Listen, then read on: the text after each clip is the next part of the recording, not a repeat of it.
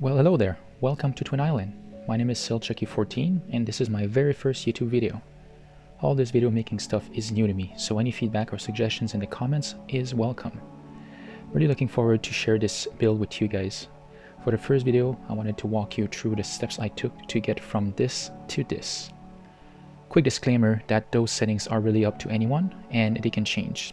I just hope that this helps some of you navigate through this ordeal of improving the graphics at City Skyline. I had to go through multiple videos myself to kind of get to that, so hopefully this is helpful. Enjoy! First, I will make the sunlight darker and cooler by selecting the classic color and intensity in the Daylight Classic mod.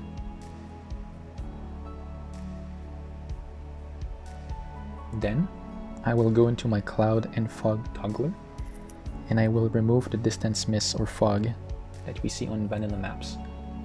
Ultimately, it makes the landscape at a distance much sharper. The next three mods are subtle but important. First, light will go through assets if you do not max the shadow strength adjuster. For sharp texture, I use very high and very sharp. Guess what? It improved textures. For the Tree LOD, I put the settings to Ultra. Note that the ultimate level of details also improve Tree LOD. From what I read, they do not affect the same LOD. That being said, I've been using both for a while and I did not have any issues.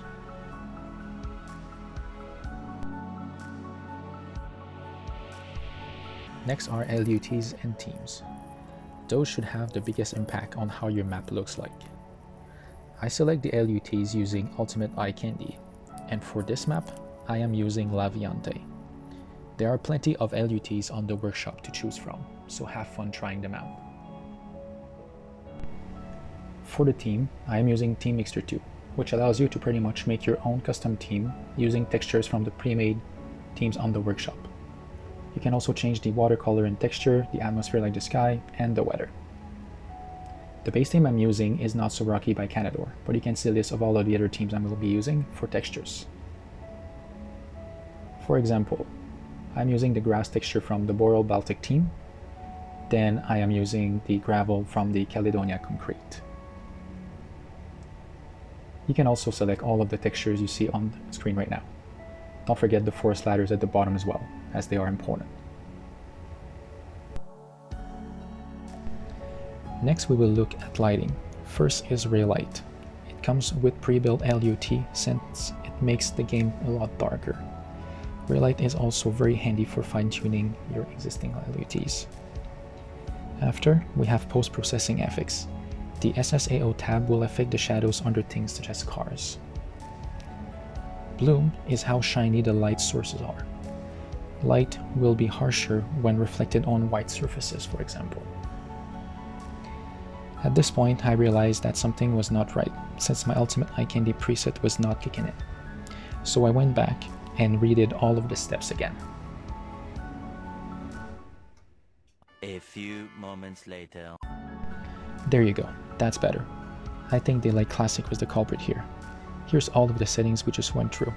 Notice dynamic resolution at the top. This mod is great but hard on performance, so be careful. I usually play at 150%. The next mod we're going to look into is Ultimate Level of Details. For screenshots, I usually put anything that is under 1000 to 1000, and then I will double everything else. I do like setting the building to 3000 however. I also leave the vehicle render to default. The last mod we will look at is Cubemap Replacer. To use it, select a cube map you subscribe to from the workshop.